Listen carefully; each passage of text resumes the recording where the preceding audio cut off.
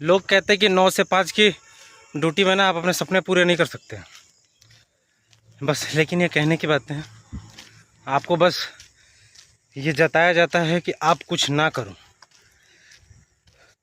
आपने सपने गोल बड़े बड़े रखे हैं, अच्छी बात है, रखनी चाहिए, लेकिन 9 से 5 की ड्यूटी पता है क्या बताती है?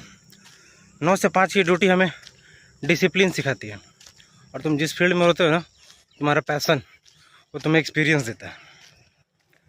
तो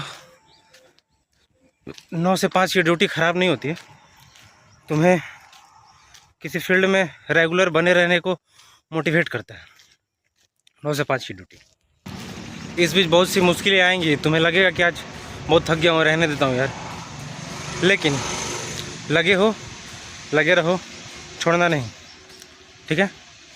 कीप इट अप।